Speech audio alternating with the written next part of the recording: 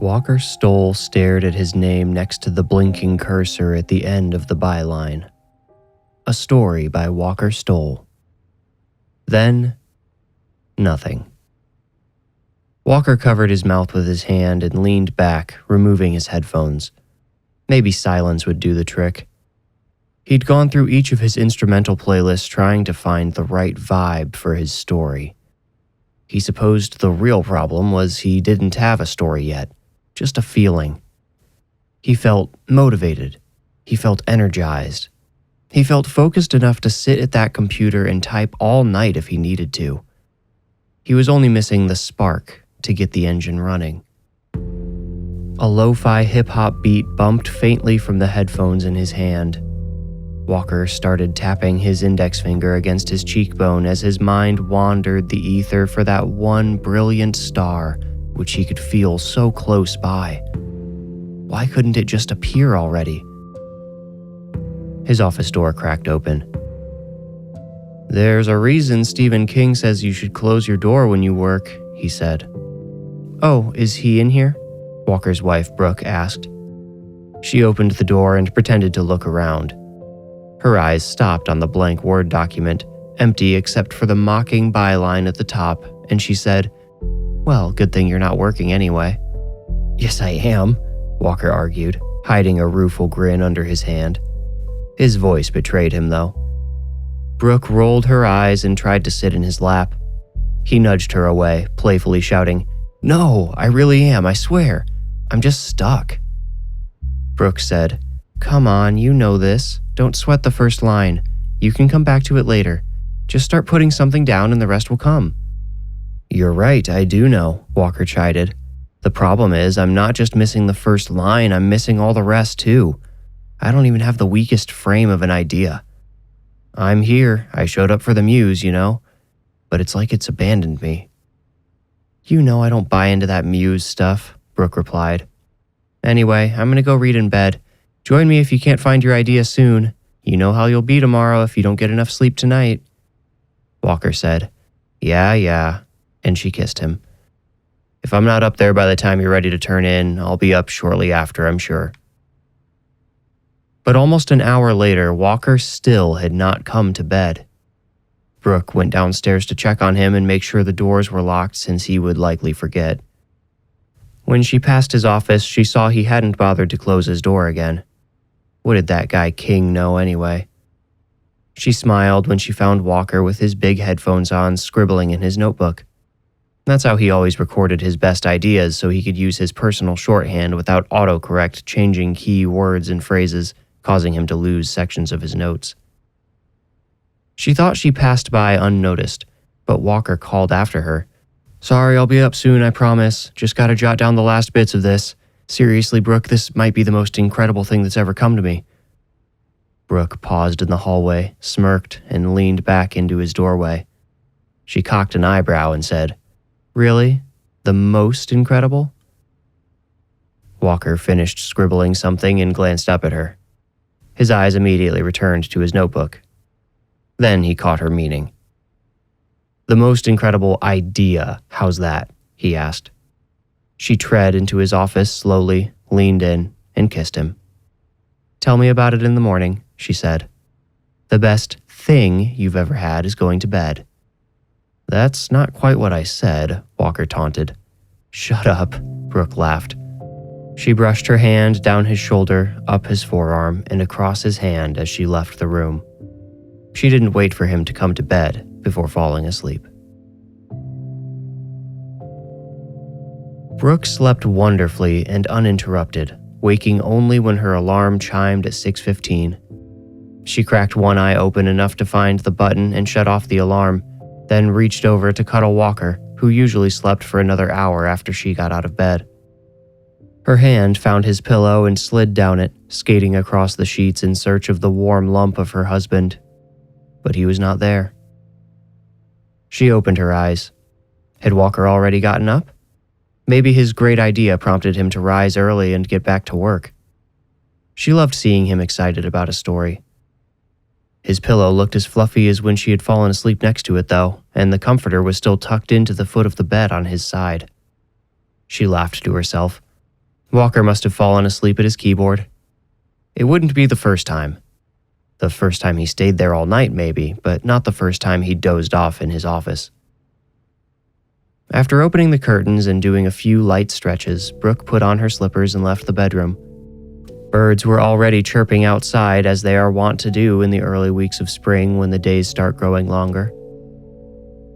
At the top of the stairs, she could see light from Walker's office shining across the hardwood floor in the hallway. Again, she laughed to herself.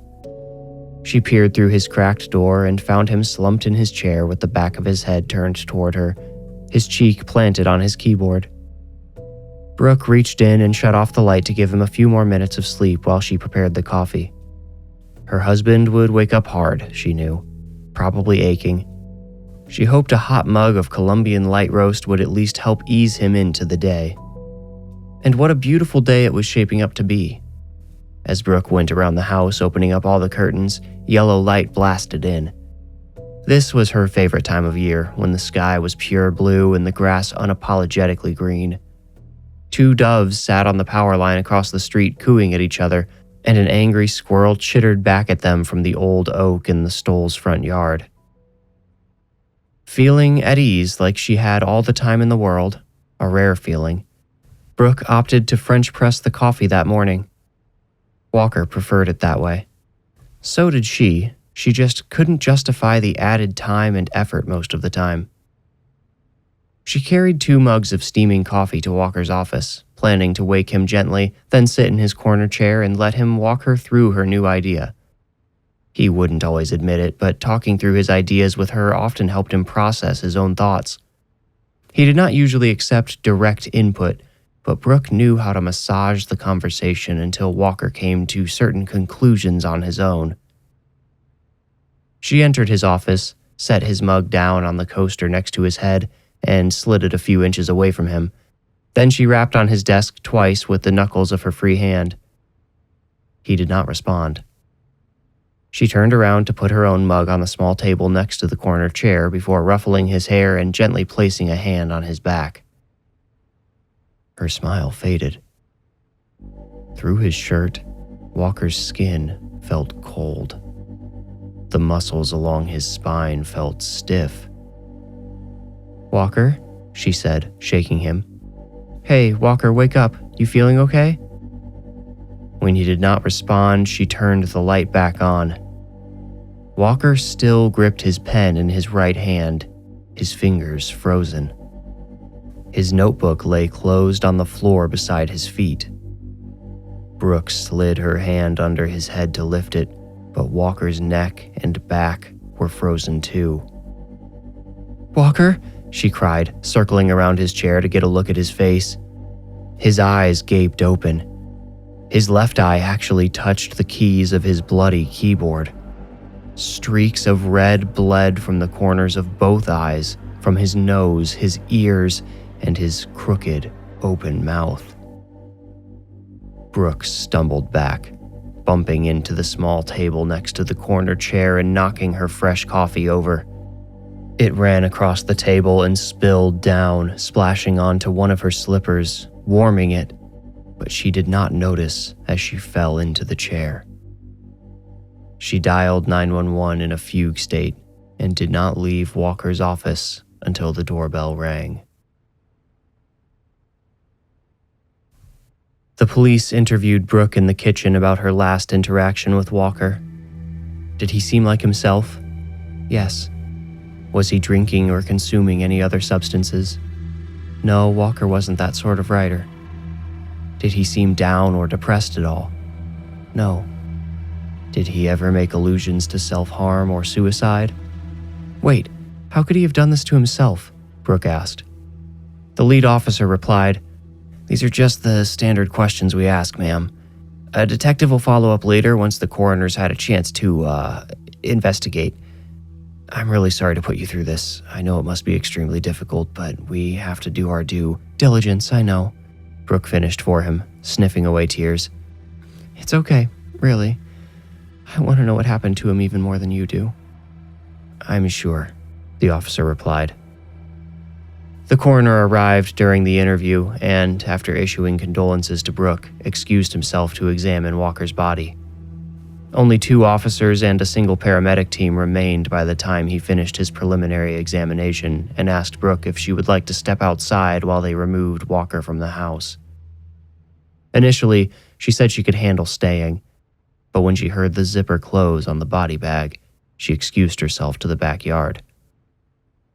An officer followed her but gave her space. She fell to her knees at the edge of the bare flower garden she'd recently seeded with Walker and wept. "Excuse me, Mrs. Stoll," the coroner said to her a few minutes later, his grim task complete for the moment. "Is he?" she said, standing and brushing dirt off the knees of her pajamas. "We'll take care of him from here," the coroner assured her. He offered another assurance, albeit a cold and comfortless one. "While I can't say anything for certain until certain checks are done and I've issued my full report, I can already say with relative certainty your husband passed quickly. He might have experienced some mild confusion beforehand. The last page of the notebook he was writing in doesn't seem coherent.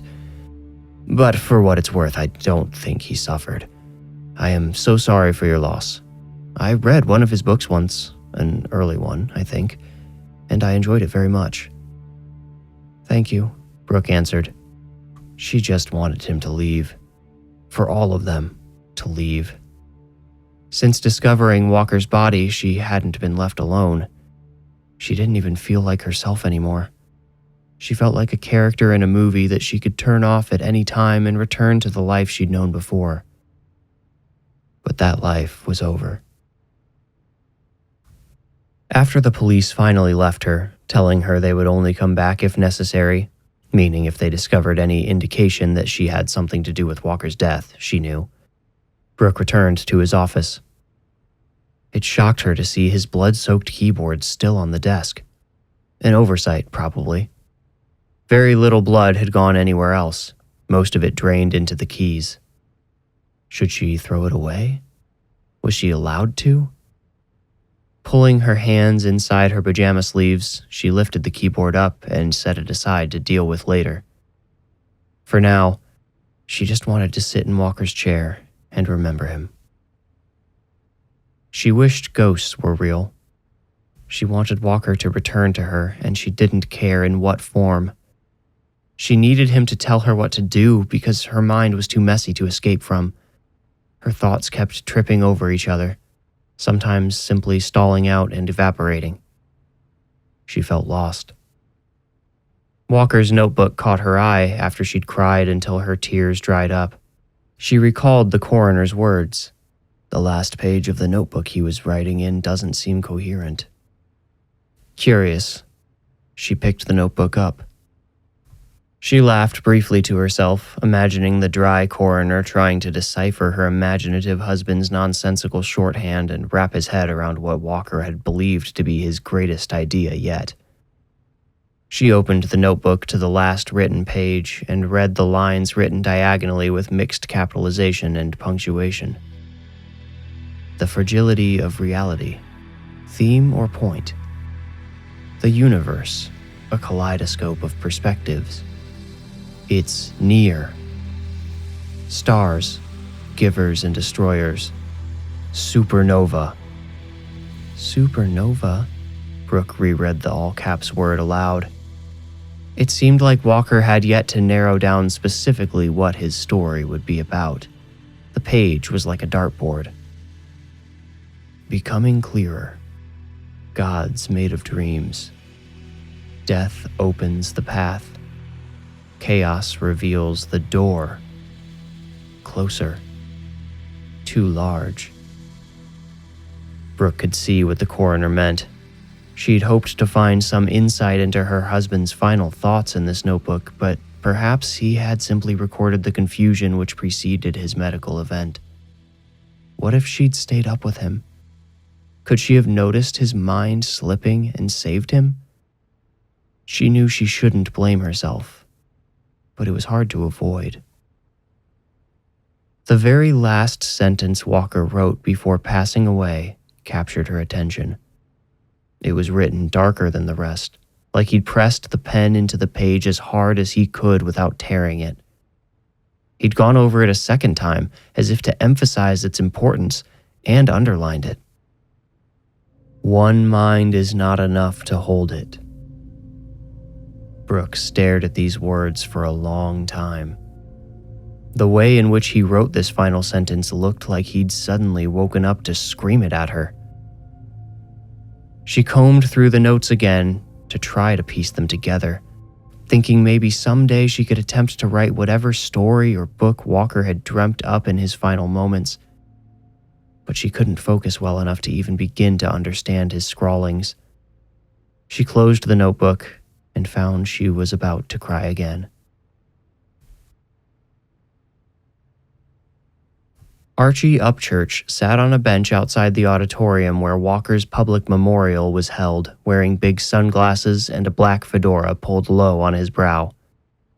He could usually move freely in public, but he figured if he was going to be recognized anywhere, it would be amongst the 200 or so Walker Stoll fans now slowly exiting the building.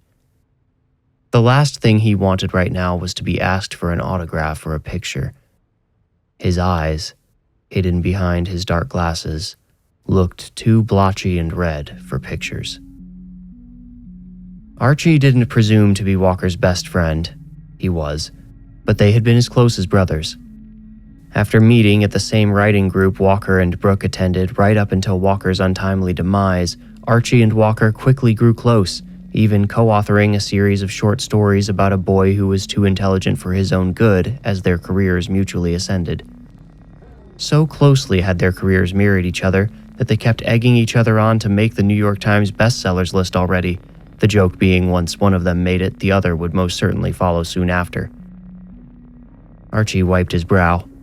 The fedora made his forehead sore. He only wore it to the memorial because it was the only hat in his closet that wasn't a snapback.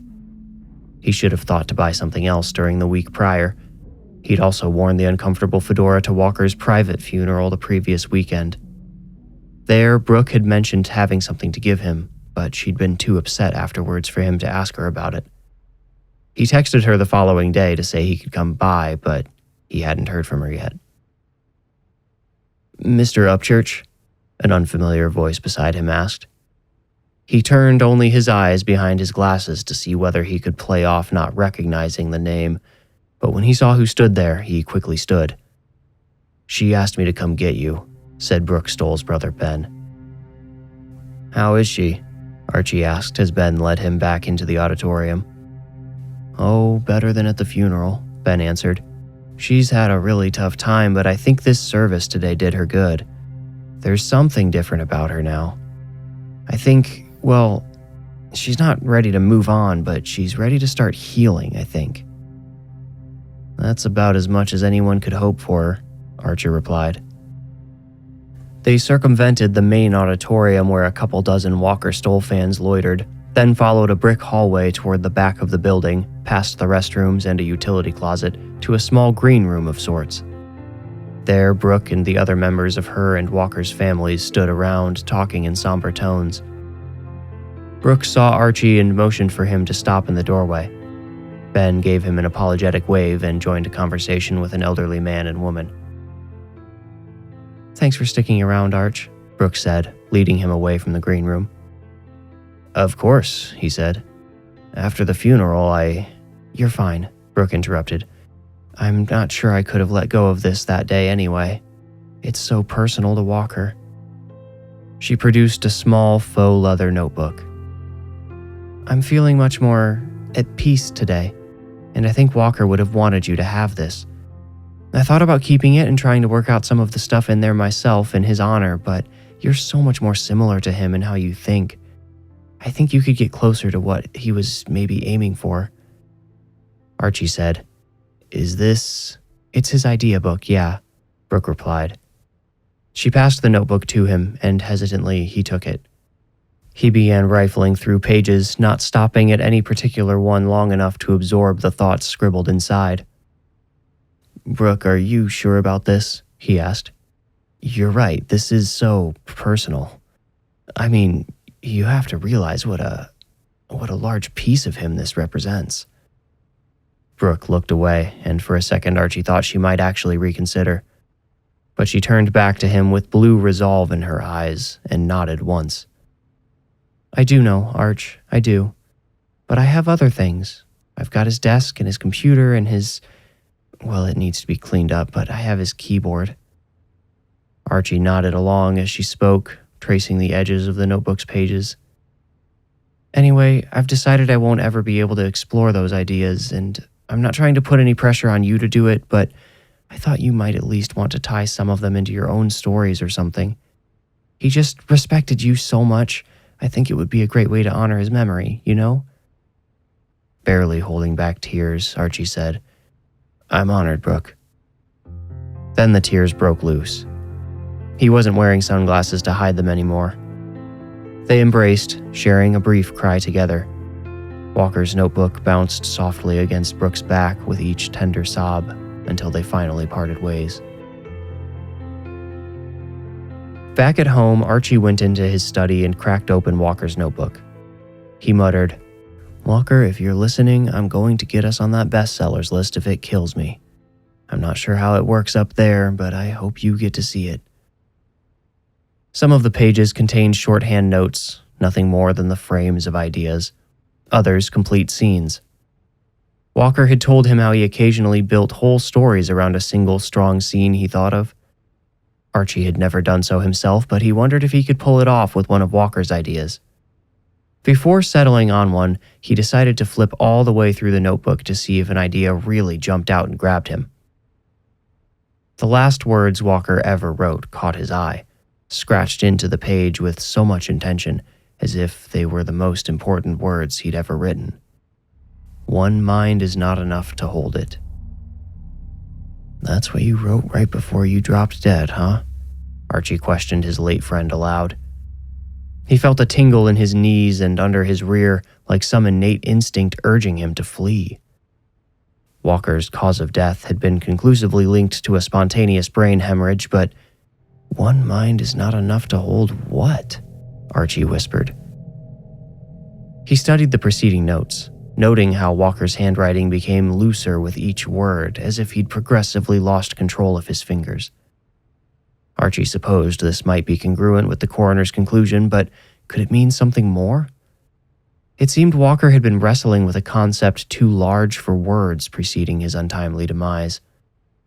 His notes included mentions of the universe, of gods and reality, and what was this he repeatedly wrote about growing closer?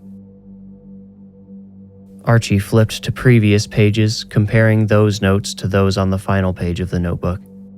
He knew better than anyone, besides Brooke maybe, how Walker's creative mind worked. Archie observed a clear inconsistency between Walker's previous entries and the one he recorded before he died.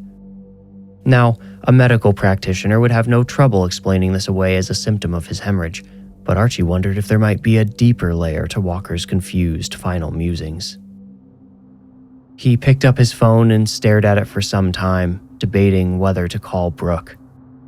He thought it could be inappropriate to call her on the night of her husband's memorial service, but he had an inkling she might have also wanted him to decipher Walker's last notes for personal reasons in addition to honoring his memory.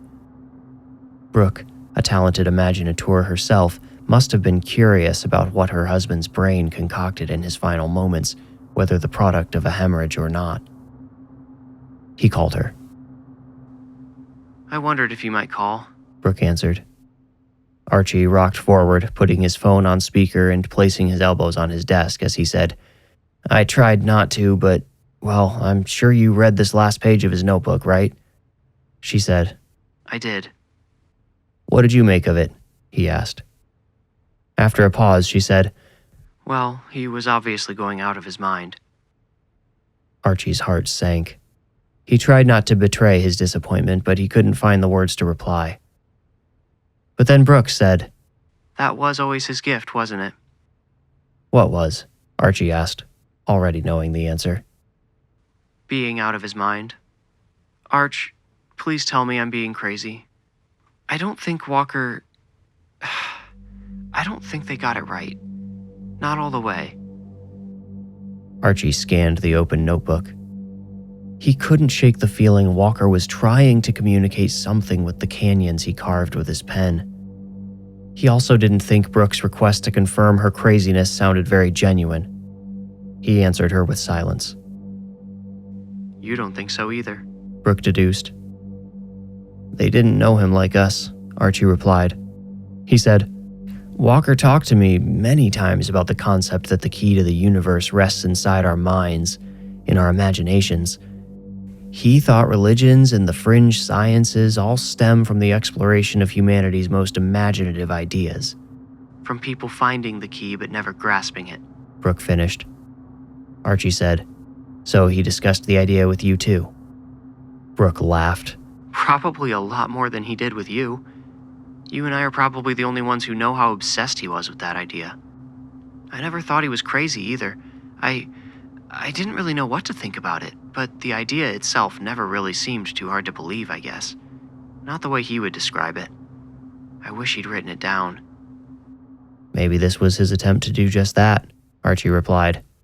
No, said Brooke. The night he died, he was just trying to think of an idea for his next story. He said he felt like he was close to finding it when I went to bed. He seemed really, bothered. But not in a bad way, sort of like he was obsessed. Archie said, It's clear he was wrestling with some sort of concept here. The fragility of reality, the universe is a kaleidoscope of perspectives. I can't tell if these were supposed to be individual starts of something or a continuous train of thought. A pause lingered between them before Brooke said, Arch, I feel like I've asked too much of you in hindsight. These big existential concepts, they were really more Walker's thing. I know how hard inserting somebody else's ideas into your own work can be if they don't, resonate. I really wish I hadn't put this on you. If you don't want to, or if you can't work out anything to do with them, please don't worry about it. Plus, I guess it's always possible the doctors are right and he really was just experiencing delusions from the bleeding. I don't want you to waste your time on the gibberish of a... Brooke's silence completed her sentence. Archie jumped in. Let me just spend a little more time on this. You know what? I'll go through my old texts and emails with him and search for some similar words and phrases. Maybe he's mentioned something before that'll help me crack the code. The key to his universe, Brooke murmured. Staring down at his friend's final words, Archie said, Precisely. A knock startled Brooke as she made her breakfast 2 days later. She hadn't spoken to Archie again, although she'd been tempted plenty of times to reach out and see if he'd made any progress, but decided to leave him alone. Through the peephole, she saw 2 men standing on her porch. One, a uniformed police officer. The other wore a polo and bore his badge on his belt. She recognized him as the detective who interviewed her about Walker in the days following his death. She greeted them and asked if they'd like to come in, assuming their visit likely related to Walker. But it wasn't Walker they'd come to speak with her about. Mrs. Stoll, the detective began, we have a few questions to ask you, and we're hoping you might come down to the station to answer them for us. Am I in trouble? She asked, stepping back slightly. The uniformed officer shuffled and looked uncomfortable. She recognized him, too. He'd followed her into the backyard when the coroner zipped Walker into the body bag. No, ma'am, not at this time, the detective answered. We just need to clear up some suspicious, strange coincidences, I guess you could say. Well, I think we can do that right here, don't you? Brooke stated as she locked eyes with the soft-faced detective. Are you, the detective asked the uniformed officer, gesturing to his body cam. The officer nodded. The detective turned back to Brooke, saying, If that's how you'd prefer it, I would, no offense. The detective shrugged. So, your husband, how close was he with a man named Archibald Upchurch? He commonly went by Archie. The ground seemed to crumble beneath Brooke's feet. Her legs felt uneven and wobbly. She grabbed the doorframe, an action not unnoticed by the authorities. Do you need to sit down? The detective asked. She looked up at him again. "What happened to Archie?" The detective grimaced. "He's dead, ma'am. He passed away sometime in the last 48 hours.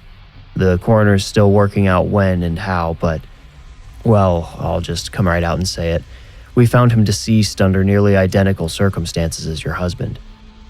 Now, I am a believer in coincidences, but could you help me understand what he was doing with your husband's notebook? We found it at his side, and also..." The detective showed some hesitation. Brooke steeled herself for whatever he was about to say. She noticed the uniformed officer tensing up. Her jaw tightened. "Mrs. Stoll, it seems you were the last person to talk to Mr. Upchurch." There it was, an illusion as good as an accusation. The detective continued. "Like I said, I believe in the odd coincidence, but the sheer amount of similarities between these two deaths occurring so close together, I'm sure you can understand why we have some questions." Brooke swallowed her anger. She couldn't believe Archie was dead now too, although the news didn't surprise her as much as she expected it to. Why? Had she doomed Archie by giving him that notebook?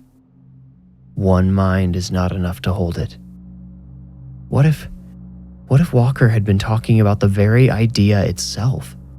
What if it had been too enormous for either his or Archie's minds to contain?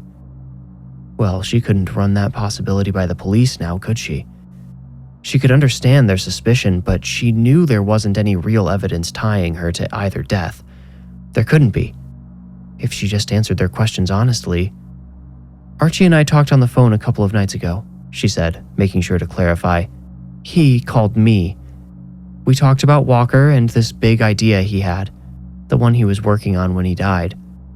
I understand what you're implying about coincidences, Detective, but I'm not sure I can give you a better explanation." "Why don't you walk us through what you remember about that call? Don't worry about what seems important to you. We can sort that out. Just tell us everything you can remember." As Brooke recounted her chat with Archie, she had a fantastic memory. Words and phrases from Walker's last notes continuously popped out at her. The fragility of reality. The universe, a kaleidoscope of perspectives. It's near. Stars, givers and destroyers. Supernova. Becoming clearer. Gods made of dreams. Death opens the path. Chaos reveals the door. Closer. Too large. Okay, Brooke, if it's too large, zoom out. What was he trying to say? She was answering questions on autopilot. Walker's words had caught hold of her mind and she couldn't shake them. Automatically, her mind rearranged some of his fragmented thoughts. An understanding beyond words suddenly aligned the abstract phrases into perfect reason. "Mrs. Stoll, are you sure you don't need to sit down?" the detective's distant voice asked. She didn't know if she responded or not. She felt the front of her mind rip like a portal opening up, and suddenly she didn't know where she was anymore. The fragility of reality. Bits and pieces of her life from times past, present, and future seen both by her and everyone she'd ever known encircled her mind like a tornado of memories. A kaleidoscope of perspectives. She felt the front of her head explode, and her hands shot to her forehead, trying to keep her skull from breaking apart. Strong hands grabbed her shoulders and held her upright. Lights flashed all around her, glowing, expanding, going dark. Hundreds of millions of lights. Stars, givers and destroyers. Then they all erupted at once. Supernova. Her heart rate accelerated until her chest could no longer contain it.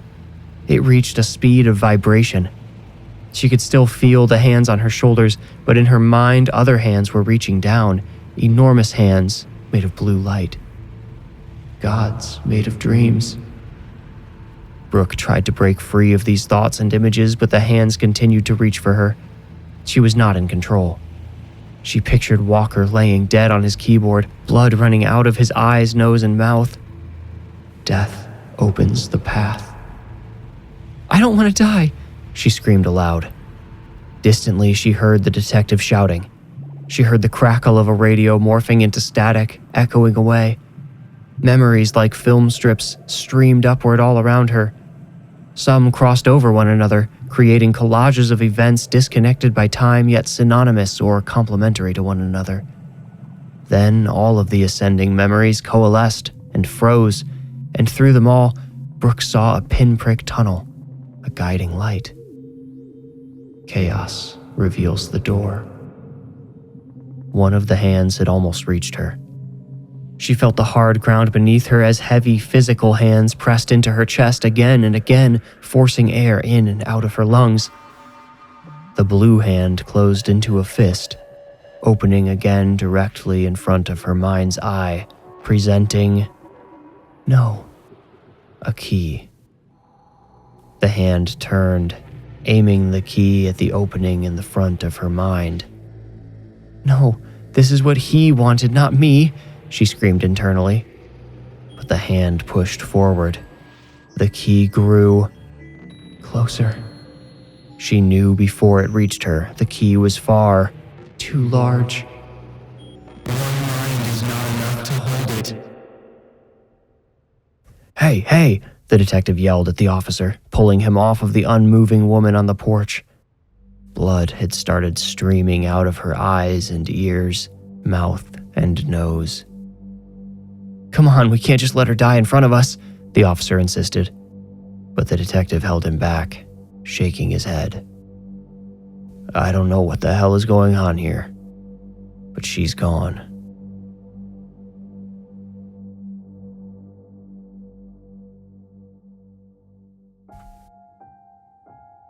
You made it out. Congratulations. If you enjoyed the story, please rate, like, review, or subscribe. For ad-free episodes and bonus Into the Woods episodes, become a patron with the link in the description.